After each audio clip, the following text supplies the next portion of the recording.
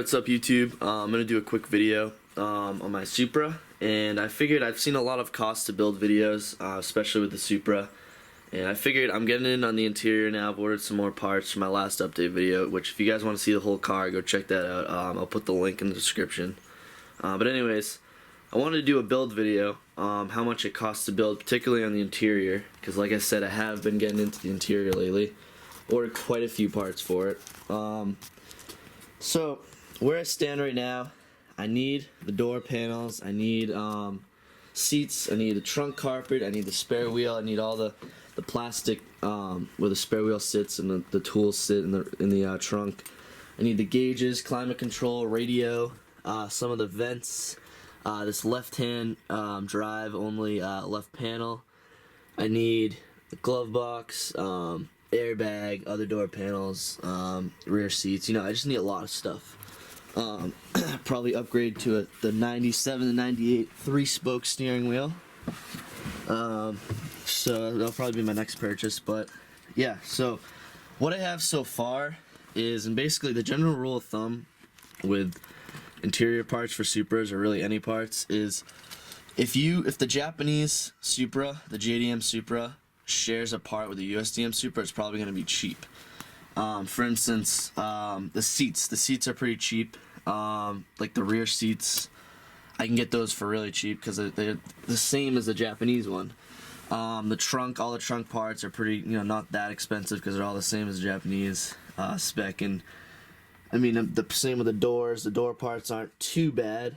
And I mean, stuff like that, it's not too bad. But all the stuff that you see here, the general like cockpit of the car for the left-hand drive Supra, it's going to be pricey because it only came in the USDM Supra. A lot of these parts. Some of these parts are more pricey than others. For instance, this center console I picked up for dirt cheap because the guy had a hole in it for a boost gauge, and I don't really care about that. I picked that up for like 30 bucks. I mean, that's pretty cheap for this. And then this is another left-hand drive only panel, the shifter bezel, and I picked that up for like 50 bucks. I mean, that's pretty cheap. And then this part isn't discontinued yet. This big radio bezel trim piece, that's not even discontinued, so that's not that pricey, but I got it as a package deal. The gauge cluster trim, correct me if I'm wrong, but this trim actually does fit. There's a Japanese version or a Euro spec, or I forget, there's another spec that's not USDM where it has the 3 pods. Because I think some of the Japanese ones, there's like 3 gauges here, and this is pretty rare. It's pretty expensive, but it's not too bad. And I got that as a package deal with the radio, the gauge trim, and this is a rare piece. This is the odometer trim for the left-hand drive Supra, odometer and clock, and that's a pretty rare piece. I was very excited when I got that. Another rare piece that I just ordered was this left panel. Fills up all this. It's the left dash panel, and that's a rare piece. Only came in the left-hand drive Supra, and that piece ran me like, $450 for that one little plastic piece. And I mean, that's pretty pricey. I mean, it is brand new. It's in the box, Toyota, but still, that's a pricey piece for an interior piece of plastic trim. Another thing I ordered the gauges, the whole gauge cluster, and that ran me like 740 bucks, which really isn't that bad. It's a 6-speed USDM gauge cluster. But I mean, like I said, if I had a JDM right-hand drive car and I needed a gauge cluster, it wouldn't even run me like 200 bucks. I mean, I'm paying like 4 times the price for, the same instruments, the same, cluster, just, a little bit different of the design. And that's just how it is with the Supra. It's kind of frustrating, but what can you do? The steering wheel, I'm going to get a 3-spoke steering wheel. There's a lot of people trying to sell the Celica steering wheels and stuff like that. I want an OEM Supra steering wheel. It'll probably run me like $400 about with the airbag. That should be good. And I mean, like I said, I'm going to need another seat. And the seat I'm sitting in now is actually the passenger seat that I moved over to the driver's side just so I could sit, and work on it here. So I'm going to need a driver's side seat. I haven't priced that out. I would expect a couple $100. I may even just buy Recaros or, aftermarket seats. I have a dude that was 200 bucks rear, will match this black leather rear seats. for 200 bucks. That's pretty cheap, and again, it fits the Japanese one, so therefore it's cheap. And then let's get to the trunk.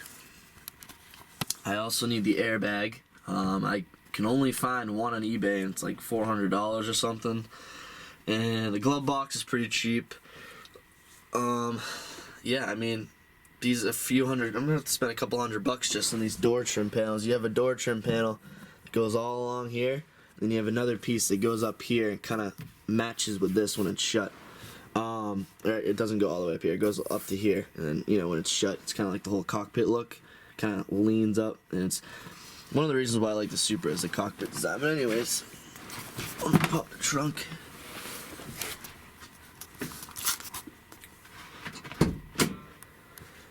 This is the same as my Lexus.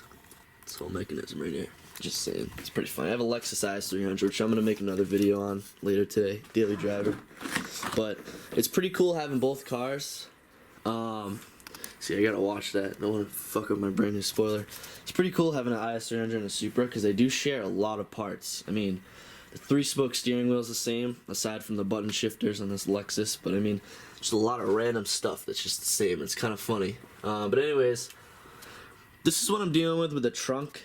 I have like the main panels, but there's a lot to be, a lot of work here. I mean, I would think they'd have some sort of insulation in here. Right now it's just kind of bare metal.